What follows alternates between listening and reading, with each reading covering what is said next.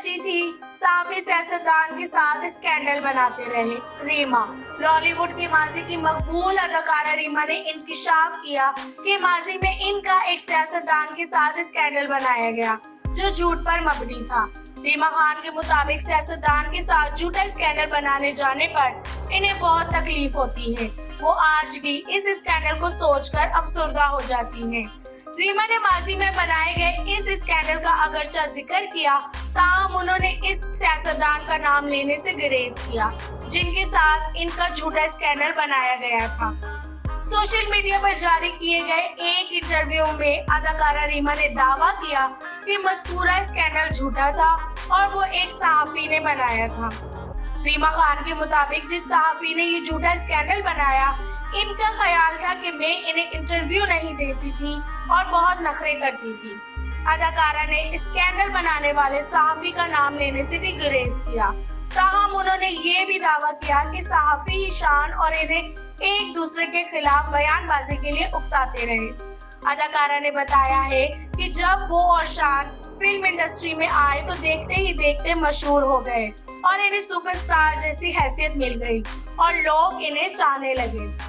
रीमा खान के मुताबिक जब इन्हें शोहरत मिली और फिल्म इंडस्ट्री का हिस्सा बनी तो इस वक्त वो और शान दोनों कम उम्र थे और इन्हें टीन एजर जोड़ा कहा जाता था और इन दोनों में कम उम्री का फायदा सहाफियों ने उठाया।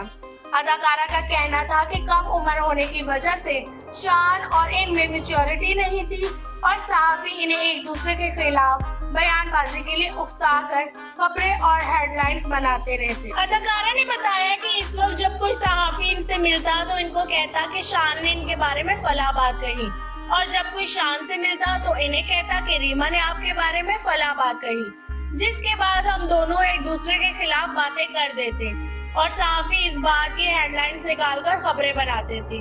उन्होंने तस्लीम किया कि इनके और शान के दरमियान इख्तलाफात रहे, ताहम ये भी एतराफ किया कि इन दोनों ने मिलकर अच्छा काम किया और इन्हें एक साथ इंतहाई बेहतरीन काम करने का मौका नहीं मिला। अदाकारा ने शान को इस वक्त कभी फिल्म इंडस्ट्री का सुपर स्टार करार दिया और कहा कि इनकी सलाहियतों से फायदा नहीं उठाया जा रहा।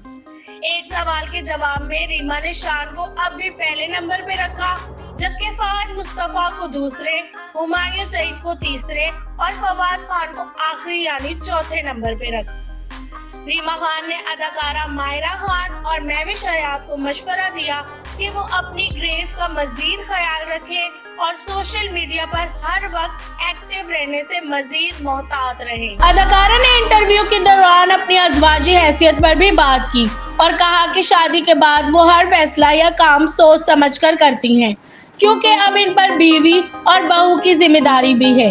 अदाकारा का कहना था कि वो अपने बेटे का बहुत ख्याल रखती हैं और इनका ज्यादातर वक्त इनकी देखभाल में ही सर्फ हो जाता है।